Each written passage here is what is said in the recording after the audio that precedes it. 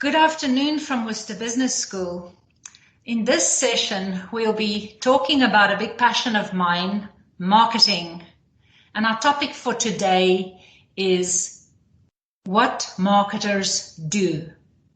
I did a Google search of the phrase and was surprised at the variety of answers I got when searching what marketers do.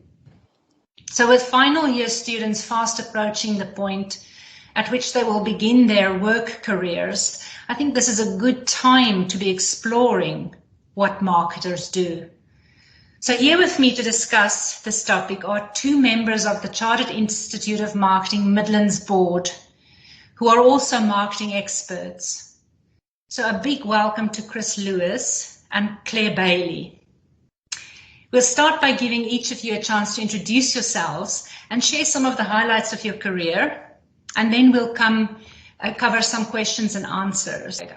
There we are. As if it wasn't enough to see me once on the screen, you can now see me twice. So I've short-circuited a set of slides for this evening just to share with you my LinkedIn profile, and my URL there is at the bottom. So if you want to link in with me, you're very welcome. My name's Chris Lewis. I am a fellow at the Chartered Institute of Marketing and on the board of the CIM in the Midlands, as Ria has said. And you know, nowadays I'm what we call a freelance marketeer. Well, on my LinkedIn profile it says marketing consultant, but really I'm freelance. I work for myself. My business is called Talk Up Marketing, but I've done this after 25 to 30 years of real world marketing roles, and I'm going to take my mind back quite a long way to when I was at university, back between 1988 and 1991 at Warwick, where I studied management science, got a good degree, and really thought, what do I do next? And I'd love to tell you it was, I had marketing, you know, threw me like a stick of rock from the start, but that wasn't the case. I ruled out certain things like IT or HR, and ended up thinking, you know what, marketing was okay, I'll give it a go. And luckily enough, I got my first job in marketing from university in a branded goods company called Hoover, who make vacuum cleaners and washing machines. And that was my first foot on the bottom rung of the marketing ladder, if you like. And I really enjoyed it. I enjoyed it from the moment I set foot in marketing. I didn't know whether I would or I wouldn't, but I did. I enjoyed putting into practice some of the bits I'd learned at university in a proper marketing role. So I started as an assistant brand manager on that marketing ladder, and from there really just climbed the marketing ladder over time, and partly because I was quite enthusiastic and quite ambitious, but also I just enjoyed what I did. If you do things and you enjoy them and you do well at them, you tend to get noticed and tend to get pushed onwards, which is what happened with me. So over many years, I worked my way through a lot of FMCG businesses, like, let's have a think, Weetabix, Carlsberg, Charles Wells, Reckitt Benckiser, and ended up as a marketing director in FMCG on the main board. And that was fabulous, other than the fact that I'd stopped doing marketing at that point. I was then leading people and managing a team of around about 25 marketeers. I then switched sectors. That was quite interesting. Maybe we can talk about that later, from FMCG into hospitality, where I spent 3 years at Whitbread running their restaurants division in marketing, and then went out into the field to run restaurants as an operator. Again, a big challenge for me personally. But let's finish where I started. The last two and a half years, I've been a freelance marketeer. I work for myself. I offer advice and strategy and other sorts of bits and bobs in marketing to lots of businesses, mainly small to medium-sized businesses, some startups. And I'm fascinated by the variety. I love marketing, love talking about it, love listening, and love helping where I can to, well, as it says there on my profile, better marketing unlocks business growth. So that's me in a nutshell. And Claire, shall I hand over to you? Give us your biog. Thanks, Chris. Thanks, Ria. This is a little bit different for me, actually, because normally I'm the person behind the scenes at an event rather than actually speaking and being recorded. So bear with me. But yes, my name's Clare Bayley. I recently joined the CIM Midlands board back in the autumn last year. as events ambassador. I've been working in marketing for over 20 years, mainly focusing in the events marketing and management space, amongst other things, but that's my sort of core specialism. I got interested in the area of marketing really well. It initially all began when I went to sixth form, and one of the A-level options I was really keen on was communication studies. I thought it looked absolutely brilliant. I couldn't wait to get stuck in, and I decided to follow that path at university, and that was a degree that I chose. It was a 3-year degree, so I didn't get the sandwich year option, and in my final year I had an inkling. I thought marketing was kind of for me. I got a marketing and publicity team sort of part-time role in my final year at university because I didn't want to be at a disadvantage of not having had the placement year, and that really helped me. When I left, I wrote on spec to lots of marketing agencies in the Midlands, and eventually landed my first role there. It's a great experience. I learned a lot, and it's really sort of set me up on my path. I stayed there for 3 years. I actually went travelling for a short while and then came back, worked in publishing, sort of marketing of awards, evenings, and retail shows, trade shows. I then moved up north, and I started off in the sort of pharmaceutical world. I didn't really enjoy that so much, and then eventually ended up in financial services, which I've stuck with for most of my career, to be honest. I found it extremely challenging and interesting role because of the difficulties around, or the challenges, if you like, of everything that you write has to be compliance approved, and you have to be very careful about how you communicate. And it's very challenging and really, really interesting. And I've sort of stuck with that for years through various mergers and acquisitions and changes. That's really kind of been my core sector experience, if you like, is financial services. I think really that kind of gives you a bit of an idea about me. I think that'll do for now, and I'll hand back over to Ria for the sort of start the questions. Right, thank you. It's so lovely to hear that your marketing experiences. I actually had a marketing career before I became an academic, so I share that when I was listening to you. Yes, absolutely. So I think at this stage we'll just cover a couple of questions and see where that takes us. So were there many specializations out there? There's content marketing, there's CRM, there's communications. What advice would you give a college leaver regarding how to approach an early career in marketing? Claire, shall I go first, or do you want to go? You go for it, Chris. I'll chip in. Yeah, okay. It's probably the most important question on people's minds at the moment, given people are just about to graduate and they're thinking about their career in marketing. I mean, the bottom line is that you've got to work very hard and have possibly a bit of luck to end up in the right role in marketing in the early part of your career. But it's not like winning the lottery where there's only one winner. There are lots and lots of winners, but you've got to stand out from the crowd. And there's no easy way of saying this. I think the best marketeers are curious in their nature. They ask lots of questions, they're insightful, but also they have one other element that's very important. And I call it drive.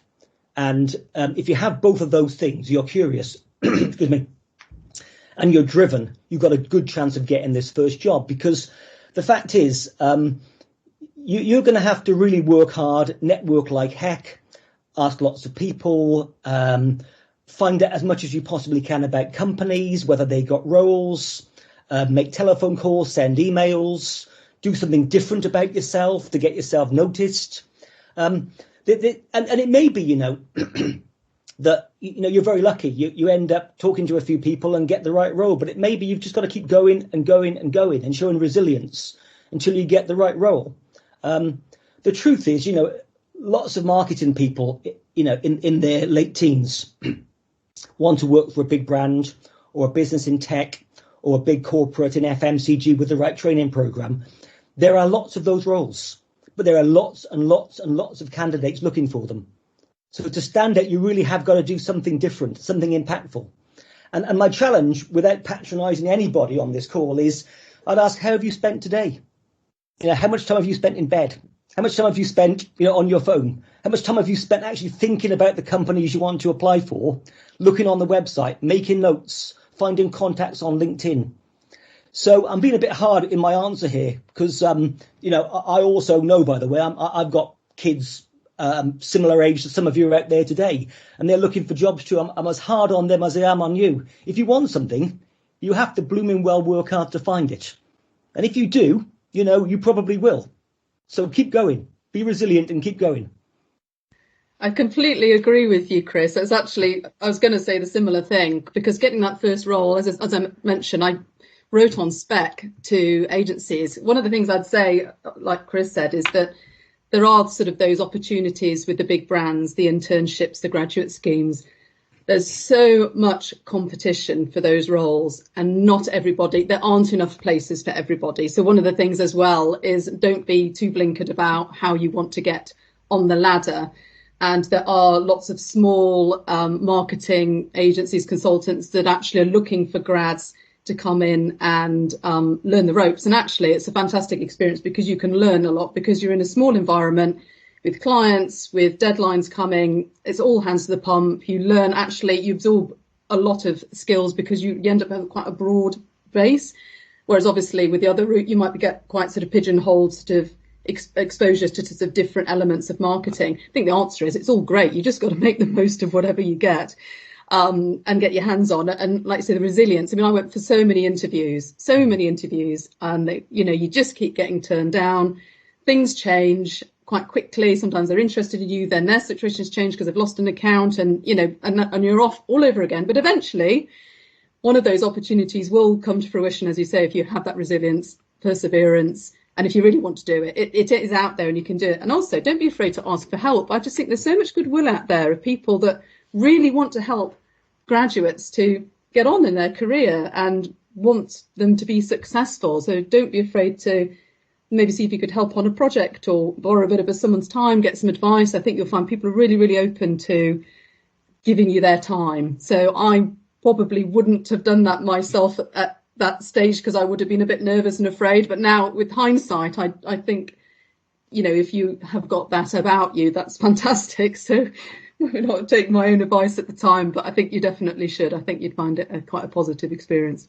I think, Claire, it's a good point. The point about advice, because sometimes I've used the word networking a fair bit, and people might go, "Oh my goodness, networking! I don't know how to network, or I'm not good at networking." Or it's no more than asking somebody for advice. Everybody likes to be asked for advice. It makes you feel good when you say to somebody, "Can you help me?" So most people are likely to respond positively. You never ask for a job. You just ask for some advice based upon, I'm a final year undergraduate studying marketing at this university. I'm interested in a job in marketing. What advice would you give to me? And look, it might be they've got a job or they know about a job, but it's probably not. They'll give you some advice or ask you to talk to somebody else. And that's how you then broaden your network. People refer you to other people. You talk to those people and you create a network of people that you're speaking to, but only asking for advice. Don't ask for a job, ask for advice. If there's a job there and you're good enough, they'll offer it to you. Thanks. That's really, really good. Some good points there.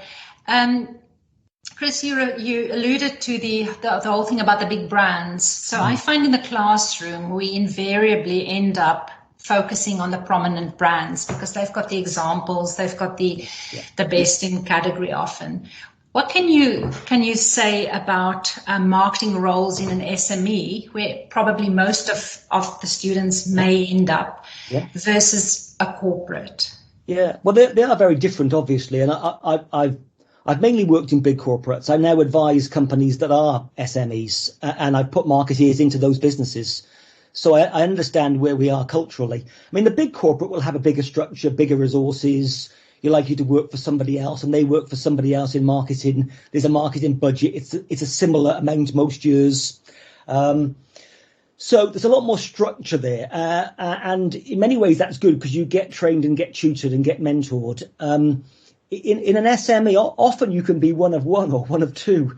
And it's good and bad. It's good in that you are the go-to person for marketing.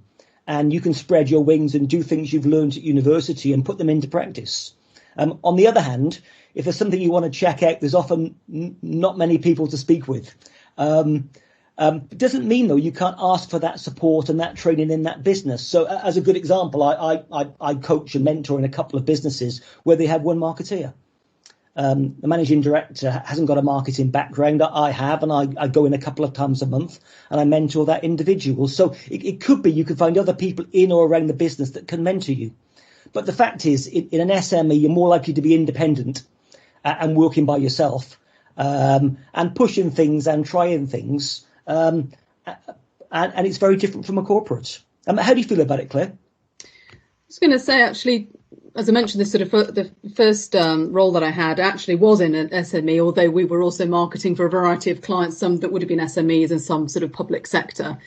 But, you have the experience of actually being within the SME firm yourself. And obviously now I'm in a sort of more of a sort of corporate world and all that entails. And the answer is there's enjoyable experiences to be had from sort of both types of marketing. As you say, Chris, in the SME, you're sort of,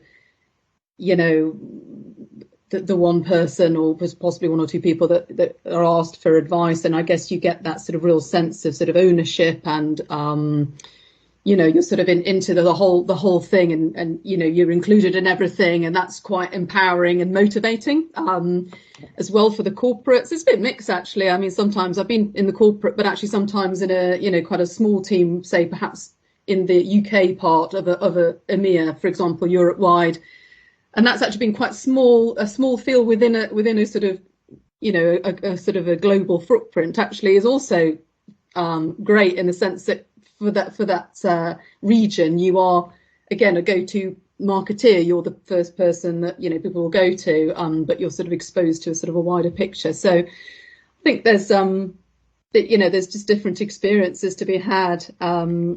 And, very enjoyable. So, again, I guess from a career point of view, it's keeping an open mind. And you might find that you particularly enjoy one of the worlds more than the other, or you go into one world and think, actually, this isn't for me. I'm really trying to get a footing into the corporate space. So, different sort of feel about it. And like you say, Chris mentioned, you get this sort of huge structure in the corporates, sometimes quite hierarchical. Yeah. It's quite nice to have the agility, I think, of this sort of SME world. You can get stuff done. It's less bureaucratic. That's kind of more entrepreneurial. Your wings aren't clipped. I think that would be the kind of pros and cons for me. Yeah, but well, I think I agree, Claire, wholeheartedly. But whether you end up in an SME or a big corporate, the rules are the same as a marketeer. If you want to progress, you can't just do the job. You've got to go beyond that and think about how you develop yourself, both in terms of even starting work in a business. That'll be tough to begin with. I mean, at university, you can decide who you like, who you don't like, who you're indifferent to, and avoid certain people. You can't avoid them in work. You've got to work with them. So even getting used to work is different. Never mind the marketing piece, and then applying what you've learned in theory to practice, and then developing your skills within marketing. So, are you still doing reading around marketing? Are you doing any types of marketing training or development, like the CIM program? Not only the CIM program, but like the CIM program. So are you showing yourself and showing the business that you work in that you are forging a career in marketing? And those, again, that have the drive to do it will be those that climb the ladder, whether it's SMEs or bigger businesses. The people that go on are the people that are curious and are driven. Chris, I will be playing back what you said about working in teams, because for some other reasons, students hate working in groups. It's great practice, Ria. Even though, university students may hate it, it's amazing practice. And why not get all those, if you've got, get those warts and all out before you join a business and have to expose yourself to the real world. Try things, make mistakes. You're allowed to make mistakes. Yeah, you're definitely not going to be ending up somewhere where you like absolutely everyone in your department. No. That's very good. Similar to the SME and the corporate situation, another thing is we always seem to focus in the classroom on B2C and not B2B. And again, I think most the stats say that most people will end up working for a B2B rather than a B2C. Is there anything you can say about that? I mean, I don't think the students think necessarily of B2B as like, oh, that there's a lovely, exciting opportunity there. They kind of think of the B2C stuff. Is there anything you can add there? Yeah. Claire, do you want to take this one first? Because you're probably closer to this than me, aren't you?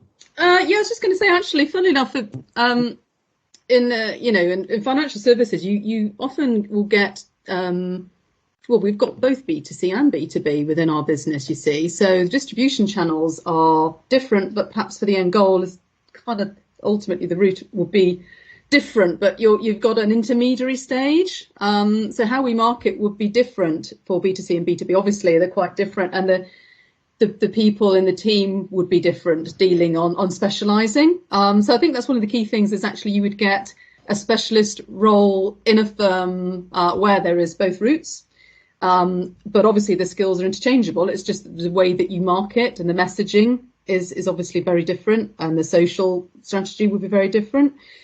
I've had experience of both, perhaps a little bit more B2C than B2B. But, you naturally get, as you go through your career, it depends. Obviously, you might sort of stick on a certain route. But again, I think you've got to try the marketing roles out and see what suits. But ultimately, the principles are the same. It's your route to market and how you're going to get there and what's the best way to get your message across. So yeah, we do have slightly different strategies for that, but we house both routes.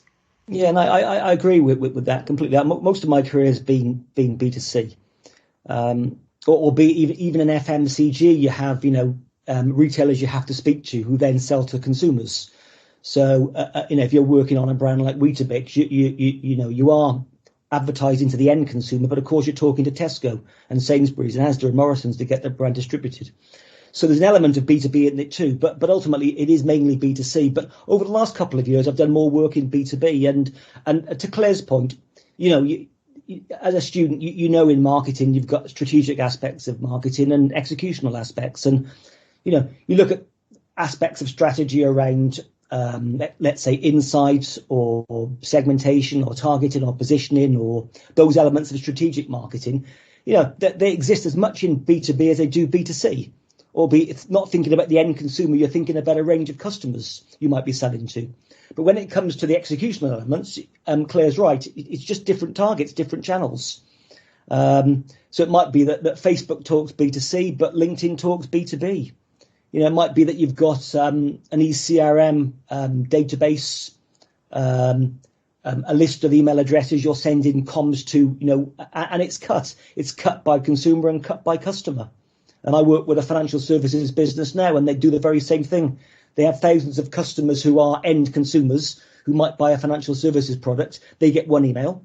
And there's another database of intermediaries, financial consultants, who are the middleman, who get a different email. But it's the same channel. It's still eCRM, but different content for different customers. But that's what marketing is, isn't it? It's tailoring your content to the audience you're targeting. Yeah, I had I didn't work in B2C. I had a career in B2B, and it's a very rewarding space to be in. Yeah, very much so. Okay, so one thing I'm really interested in, and I saw it when I was doing that search, that Google search, is the distinction still between the digital marketing and the marketing. I mean, when I searched what do marketers do, it was like, what do digital marketers do and what do marketers do? And from an academic point of view, where are we with that distinction? Are we not at a point now where we have moved on, or do we still need to differentiate between the two? Well, I think, Claire, do you mind if I go? Yeah, first? You go for it. I mean, the fact is, more and more things nowadays are digital. It's an ecosystem of digital rather than just a channel. But it is in many ways just a channel. It's just executional, albeit it touches our lives almost everywhere.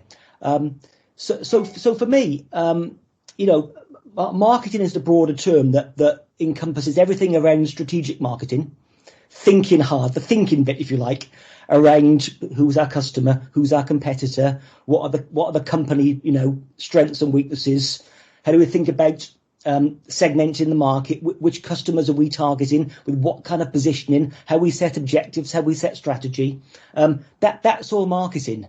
And then how we deliver those things executionally through things like the 4 Ps, one of the P being promotion, one of those channels being digital, makes it look smaller than it is, because it's such a huge channel and touches us in so many ways. So I can understand why people get confused by it, but they shouldn't. It is an aspect of marketing. It's digital, but it's a blooming important channel. What do you think, Claire? Yeah, definitely. I mean, I think, that there's obviously, getting your message through the various channels. As you say, digital is one of those channels. And also in terms of proposition as well, it might be that, some customers will perhaps have a proposition or will be using perhaps a product at the end that's digital as opposed to a more traditional model. It depends on the kind of field that you work in.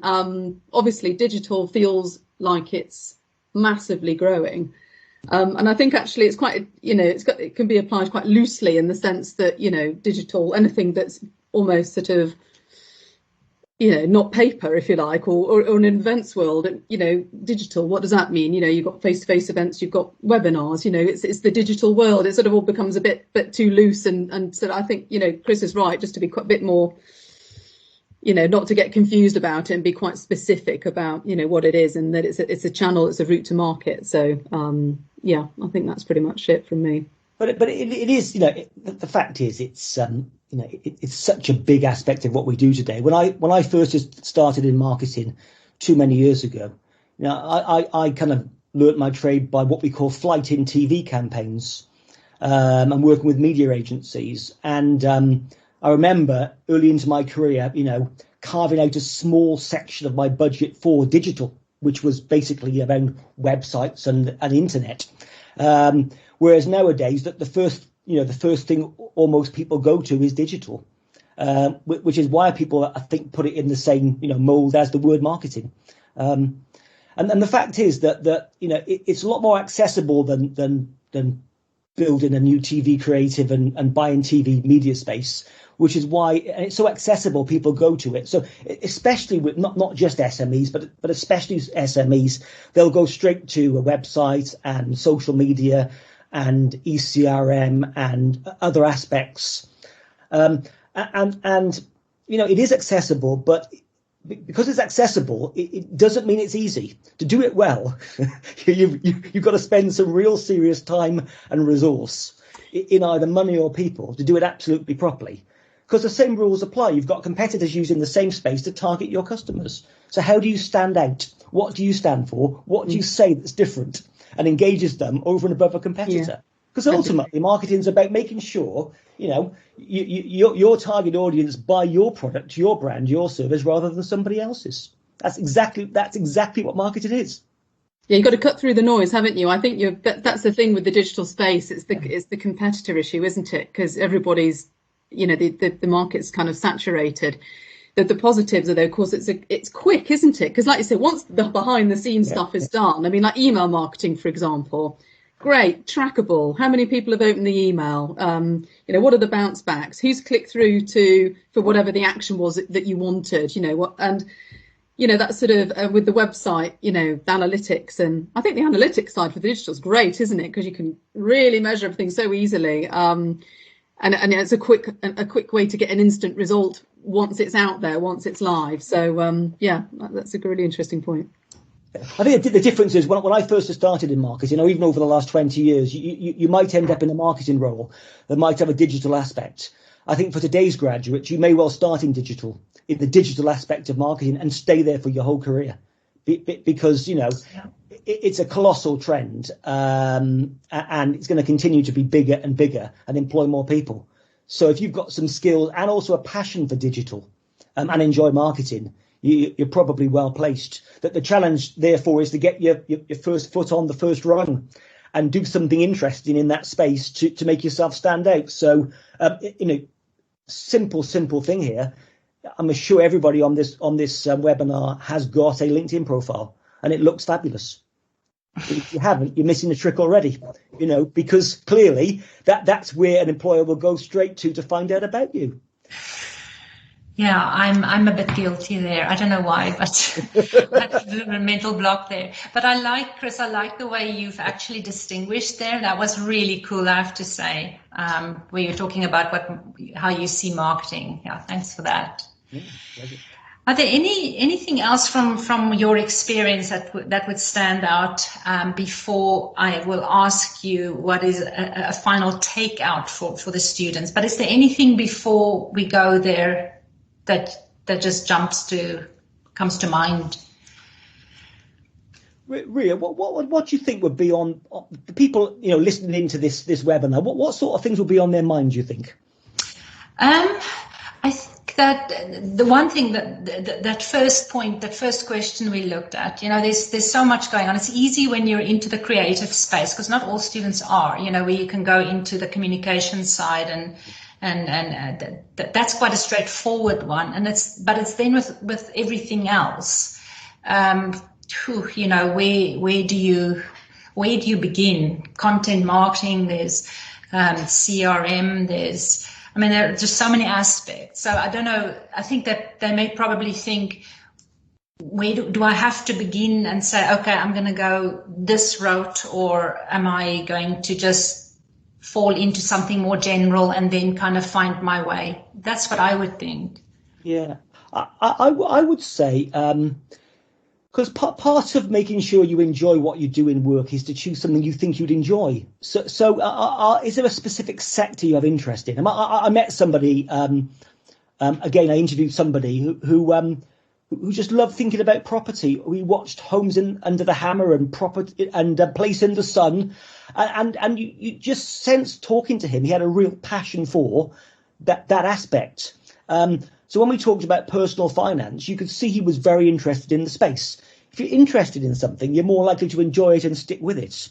If there are certain brands you think you'd like to work with, for the next part of your career, Google that sector online, find out which brands are in that space, where those companies are, what graduate programs they've got, or what internships they've got.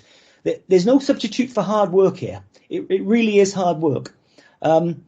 And then also, again, a bit of insight. I interviewed somebody for another role elsewhere a couple of weeks ago, and the issues were the job was in the wrong location and the salary wasn't quite enough. And I can tell you, when I first started in marketing, those things were not on my mind at all. I didn't care where it was or what it was paid. I was getting my first foot on the first rung of that marketing ladder. And so I think if you really want something, and it's the right company or the right brand or the right role, you go for it. Get your first foot on the rung, and from there you can work your way up or sideways or wherever you want to go. But I think on my mind would be going back to where I started. I sound like a broken record, I know. But you've got to ask lots of questions and be curious, but also you've got to have a lot of self-motivation and drive to make sure you are really, really doing everything you can to secure the best role you can for yourself. That thing around passion, I keep on saying to the students when they can select an organization for their assignments, and they, some go straight for Tesco, and I say, find something you're interested in, passionate about. Don't just go straight for Tesco and you end up every second one doing Tesco or those kinds of brands. And you can see it's not from a passion point of view. Find something that you're passionate about. I think that is a very, very important point.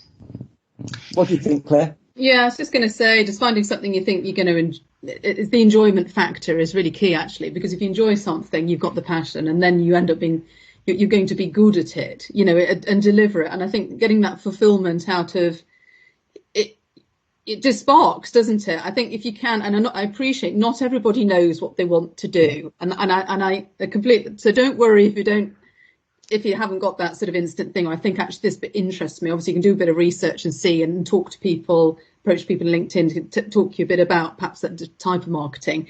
If you're not sure, well, don't worry. Just get stuck in and start somewhere. You can, whether it's sort of like you're saying, getting on an internship or working for, an agency consultancy where you can learn and see lots of different types of clients that might from different kind of sectors, and you will pick up and learn and soon find out what you're good at and what you're going to enjoy, and therefore have that passion. And so I appreciate not everybody's going to know straight away, but the key thing is, yes, if you enjoy it, it's going to be great. Yeah. And it'll sort itself out from there. Yeah, it will sort itself out. Yes, quite right. Mm-hmm. Are there any other takeouts that you can give the students? I'm highly empathetic because, as I said, I've got children of a similar age to the people listening now, and this is a tough ask. We've had COVID and the economy's shot and will recover at some point, but there'll be fewer jobs out there and more applicants, so it's going to be a really tough ask. But to reiterate what I said earlier, someone has to get these jobs. The challenge is it you or is it somebody else? So I think you've got to do all you possibly can, pull all the stops out to give yourself the best chance of getting the role you want. Don't be work shy. Get out of bed and get Googling and get networking and get talking with people and ask for advice and get your CV out there and do something different to stand out. I'm not sure what it is, but I'm sure you can think of something yourself. And hopefully, fingers crossed, you'll all find what you want. And I wish you all the best in that. And Great you, advice. Great advice. Just yeah, say, that's get awesome. feedback. Yeah, get your feedback. If you're not successful in an application, I appreciate not all places are good at getting back on people, but just get the feedback and keep learning. And like you say, look at good examples of good CVs. If you've got an assessment day, brush up on those presentation skills, get some support. Remember, don't be afraid to ask for help. There's loads of people that would want to help you. And it's not an easy thing to do, but do, because it will make all the difference. And like Chris says, good luck. But if you knock on enough doors, one of them will open for you.